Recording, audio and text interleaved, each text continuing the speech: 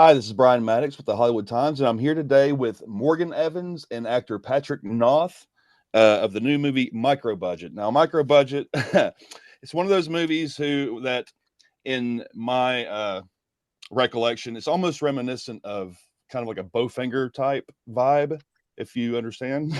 Oh yeah. It's that low budget, small band of actors, and they, of course, they're still going to have their egos and stuff. But a lot of the questions that I have really are basically just based on the personalities of each of the people. Like, for instance, with Terry, played by Patrick Noth here, is the movie indeed a metaphor for the baby coming, or are you just that hard up to make a movie? I mean, I don't think Terry's has enough awareness to know the answer to that question, but I think from Morgan and my perspective, I mean, it's definitely the guy is definitely running scared from reality. Right. So in that sense, yeah, it probably is a metaphor. But for Terry, I don't think he has any awareness of of that whatsoever. I noticed Yeah, that he knows nothing of his work, you know. Okay, with you, Morgan. Now I noticed I saw that you had written "Merry Little Batman." Now I don't know if you noticed behind me the little collection I have. Yeah, it's awesome. I don't know if you're a Batman fan or not. I mean, Big Batman fan. So. Oh, that nice cup. Yeah, that's great. But tell me a little bit about what got you started into filmmaking. Yeah, so yeah, it's funny. Like I had worked in New York City for a while, which is where I met Patrick. We both did long form improvisational comedy together at the Upright Citizens Brigade Theater. We were on a team together called Dreamboat for many years, and we used to do shows in like bar basements all throughout New York. And that's really how I got my start. I worked at the Onion for a long time.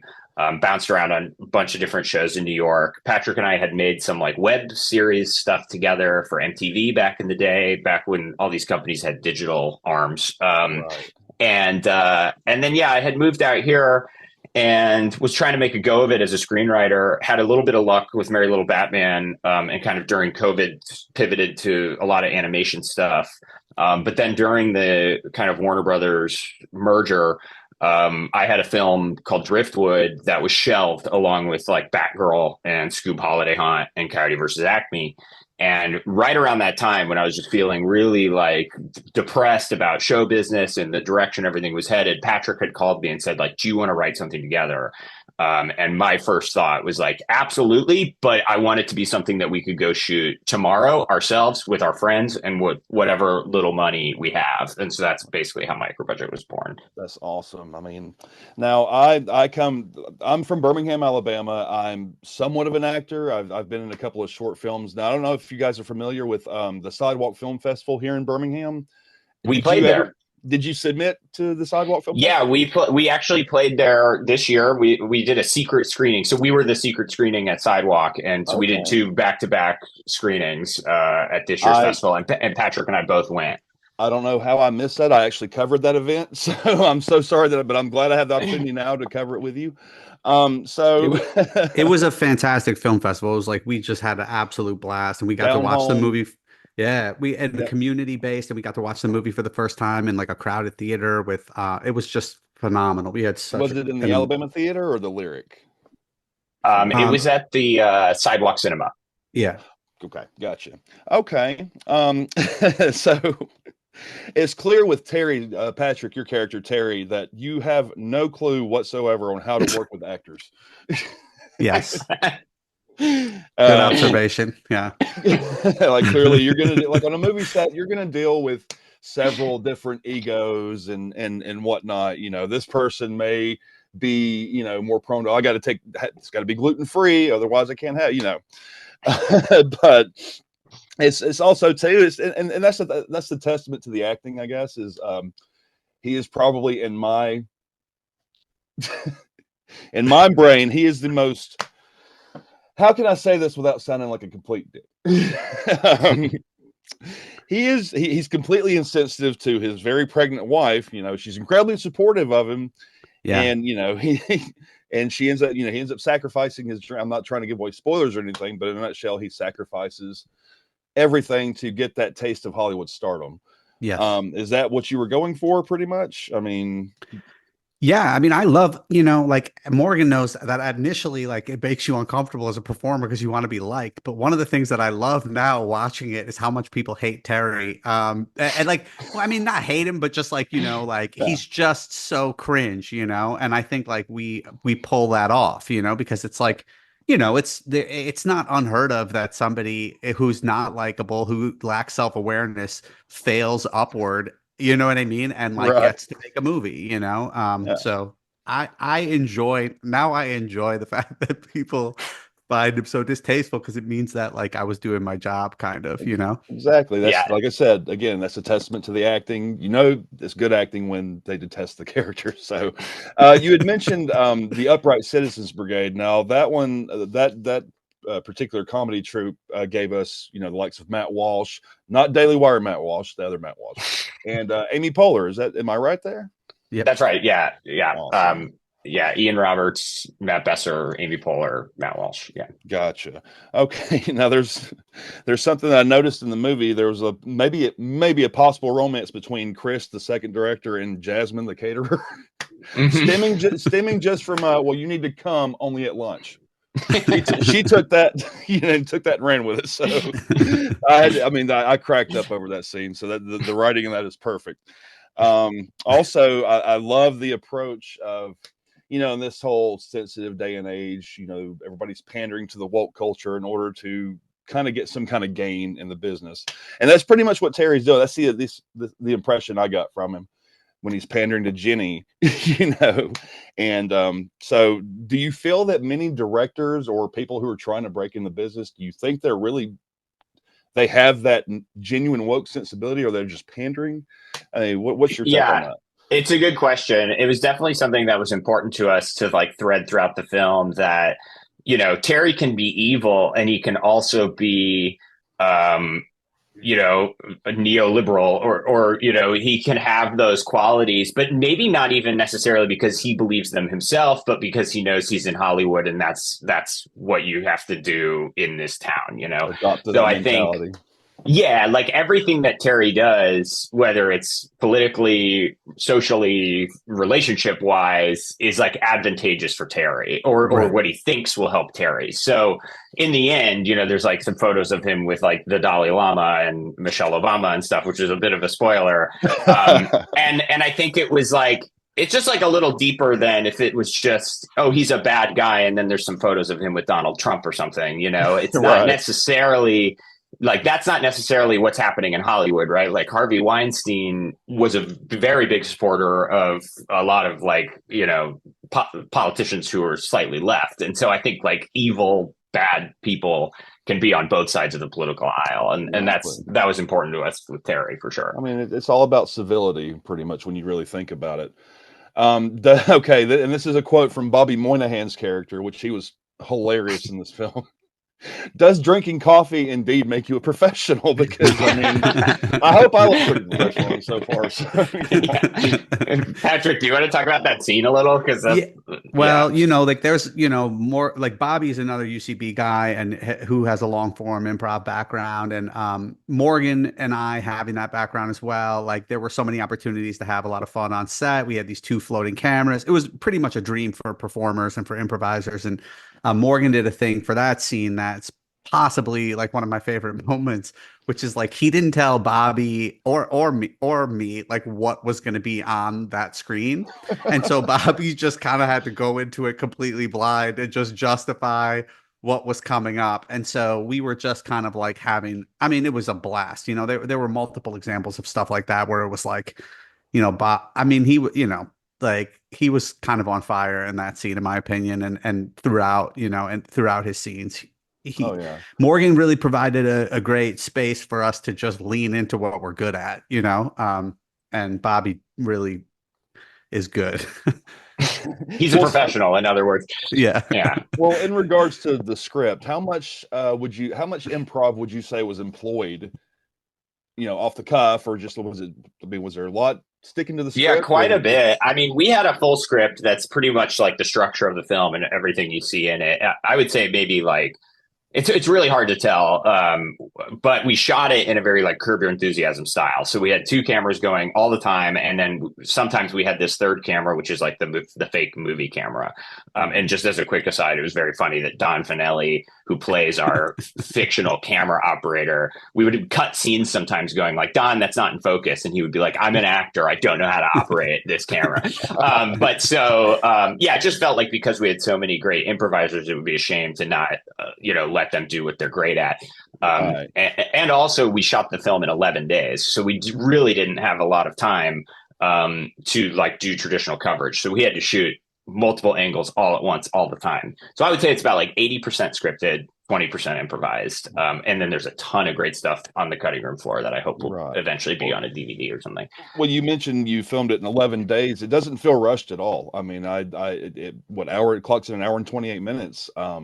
It went by smoothly. I mean, now I found myself rewinding several parts over and over just because I just got a very good laugh out of me. One in particular, Patrick, did you sustain an injury on your leg from breaking that keyboard in half? I don't think so. As well, so. But because that scene was the way it was. I mean, we definitely had a few keyboards to break if we needed them, but I didn't know how difficult it would be to break a keyboard, so I definitely needed those 2 attempts. I don't think it felt great, but I don't think I sustained any injuries.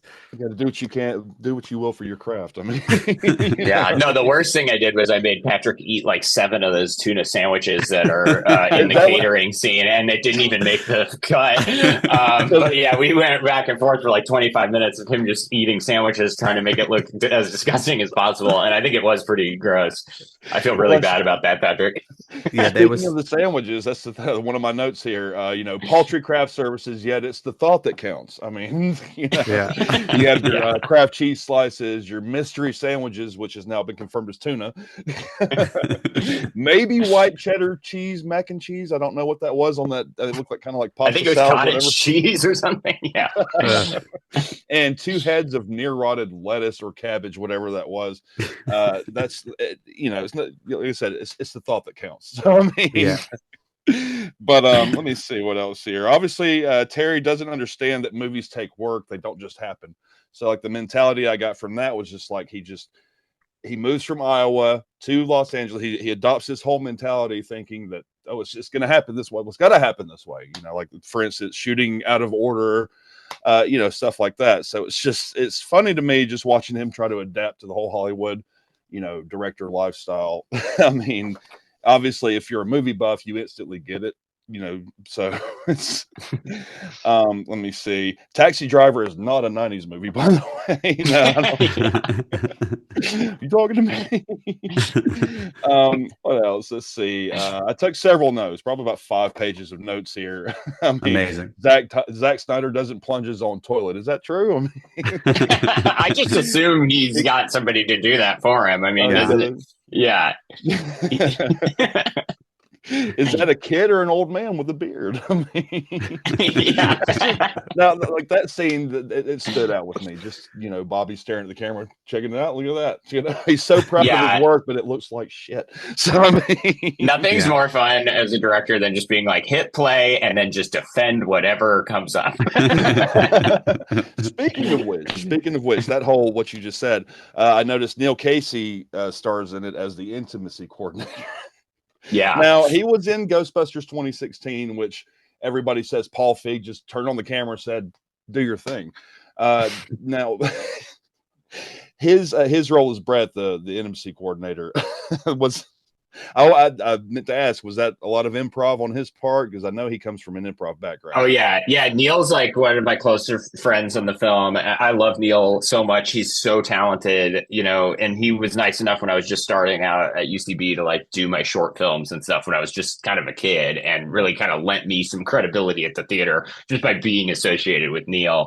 So I think we always knew we wanted to roll for Neil in the thing. And Neil's a private pilot. And so I go flying with Neil sometimes and go get lunch. And while Patrick and I were writing the film, I was just talking to Neil constantly. And we were just riff over lunch And one of the things that Neil and I kept talking about was how funny it would be if he was like an animal wrangler and he showed up and it was like, oh, the skunk died on the way here, and it's like, well, we can't do anything, and then eventually it became the intimacy coordinator. But I think we were kind of like, wouldn't it be funny if he just still behaved like an animal wrangler? like that's what he used to be, but now he said something funny to you though, Patrick, didn't he? He was like, am I the jokiest? What did he say? Yeah, like right before, like almost moments before you called action, he goes, so am I like the sketchiest like type of like character in this film? And I was like, he's like, how are we playing this thing here? And I was just like, I mean,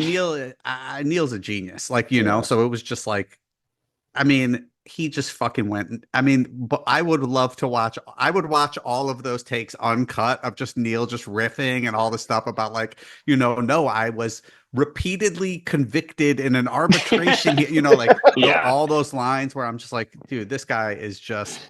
I mean, it was just a blast to watch. He's truly like one of the best improvisers of all time. I mean, he was great. In fact, yeah. I in my 42 years, I've never in my life heard the term slap nasties. So I'll say that to my wife. That's all Neil. I'll use it on my wife sometime in the future and probably get the shit slapped out of me. So,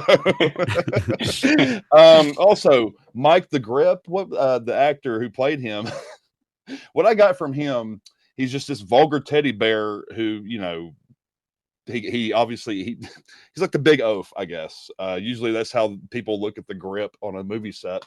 Oh, you're just the guy to carry the heavy stuff around, Well, what I got from him was like, what was it when I believe it was Chris Parnell's character came in and he just has that come apart telling him he's taking the fall for, I guess it was for Terry or something. Yeah. What else? Yeah, Mike, just to talk on that for a second, Mike Mitchell, like I think we definitely wrote it for Mike in mind. I was a big fan of the show Love, which Jordan Rock was also in, and Mike is so good in.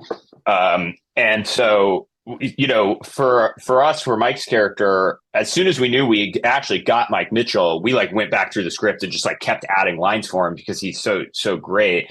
And for us, it always felt like he's the only person on set who like champions Terry and like believes in Terry and thinks that like this is actually going to work out. And so a lot of that ended up kind of getting cut out of the movie. But that's a through line throughout it. Like he's the only one who will go to bat for Terry for sure. Right. Yeah. That's kind of what I got from him. There was one that I had taken down in particular. Okay. Yeah. Pretty much my takeaway from the film was, Terry's reach exceeds his grasp, but when he finally attains his goal of selling the movie, he ends up basically sacrificing everything just for that Hollywood stardom. I mean, is that what you feel at the very end of the movie? I'm not going to spoil it. It's just very sudden. Do you feel he got what he wanted? You can see that emptiness, but in the end, he basically got what he wanted out of the whole thing. I mean, it's sort of, I think the film, and Patrick, you talk about this too, is like, for me, it's about how sort of this town can reward our worst behaviors. And sometimes, you can fail upwards and you can get everything that you want and on paper that seems great. But when you actually get it, maybe you discover that, it's pretty empty and shallow. And after all,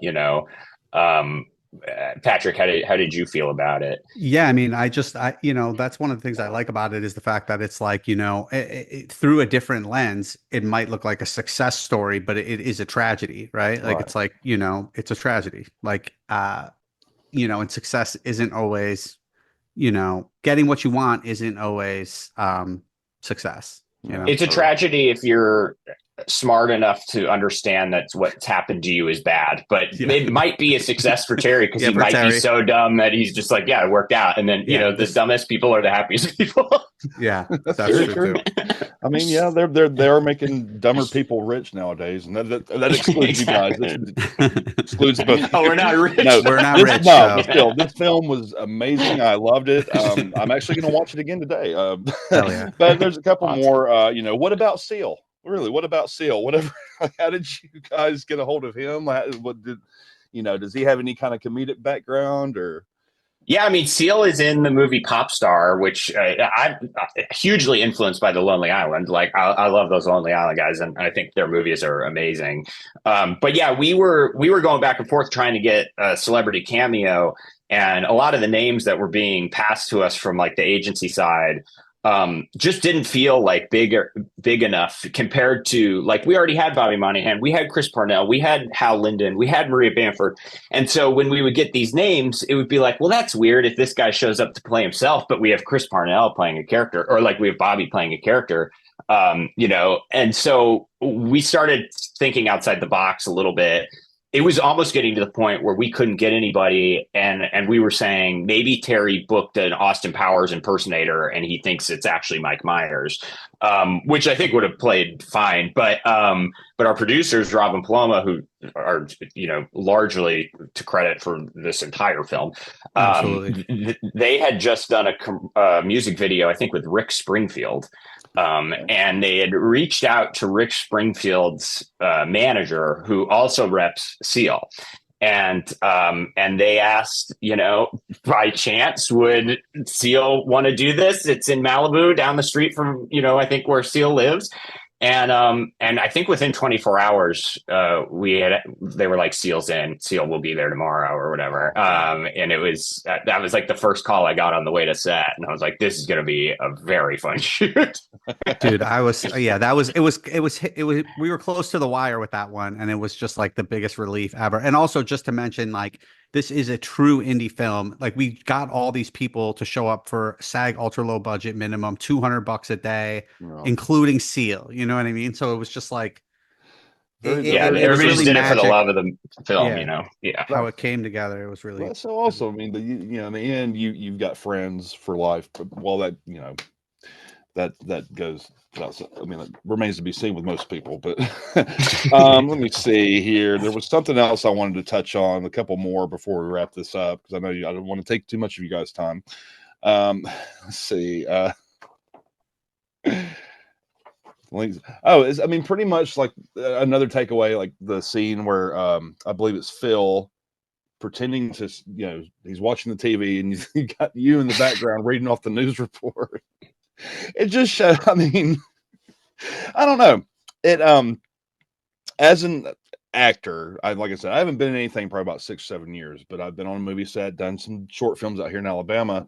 You really you see the lengths that actors will go to kind of elicit an emotion, I guess, but to them in their head, they think it's like, wow, this is the greatest thing ever. But someone else like, that's very hokey. I mean, but the way he was pulling that off was just great. And just, I mean, I don't know. There's just so much about this film that I can't recommend enough. And I'm blessed and happy to have, been granted the opportunity to watch it and review it for you guys. Now, is there anything else you'd like to plug today? Or, I mean, I would just say, like, I hope everybody could check out Micro Budget. Add us to your want to watch list on Letterboxd, or, check us out at microbudgetmovie.com.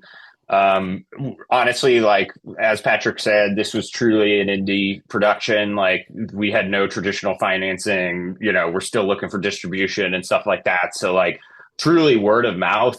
It sounds not real, but it's totally real. Like, that is the thing that can help us out absolutely the most, it's just letting people know. I mean, it never fails. Yeah. Well, it has been an honor talking to you both today. And this has been Brian with the Hollywood Times, and hope you have a wonderful day. Take care. Cool. Thanks.